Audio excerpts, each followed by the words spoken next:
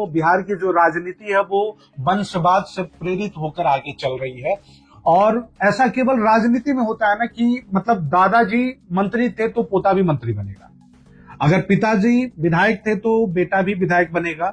ये मतलब राजनीतिक विरासत के रूप में चला आ रहा है कि दादाजी की विरासत बेटे को पोते को ऐसे ऐसे ट्रांसफर किया जा रहा है। लोग अपना इंट्रोडक्शन भी ऐसे देते हैं इलेक्शन के टाइम में, जैसे कि हम पूर्व मंत्री या फिर पूर्व सीएम, पूर्व सांसद और पूर्व विधायक के बेटे हैं। ये भी एक बहुत मतलब गंभीर विषय है। ये शर्मनाक आप कह सकते हैं कि लोग अपना बहुत मतलब गर्व से ये चुनाव प्रचार में जब निकलते हैं प्रत्याशी तो अपना परिचय देते हैं कि हम पूर्व मंत्री, पूर्व विधायक, पूर्व सांसद, पूर्व सीएम के बेटे हैं। यानी ये कहते हैं उन्हें बिल्कुल शर्म भी नहीं आती है कि हमने राजनीति को अपना विरासत बनाकर रखा है।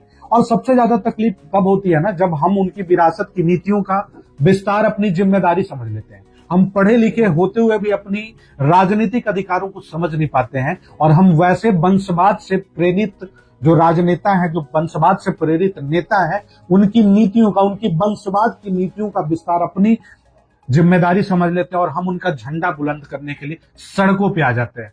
हम पढ़े लिखे होते हुए भी पूर्व विधायक के बेटा का झंडा धो रहे होते हैं।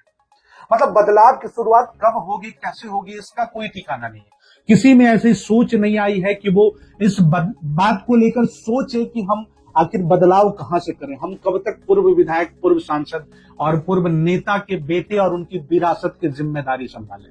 हम कब तक जय जयकारा लगाएं, हम कब तक पूर्व नेताओं के जनरेशन का झंडा उठाएं।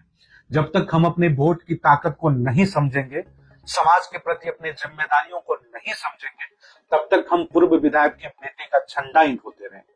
साथियों, बहुत आंतरिक हृदय से मैं आपसे ये कहने आ रहा हूं, आपसे एक विनती, एक अपील करने आ रहा हूं कि साथियों, फाइट फॉर योर राइट।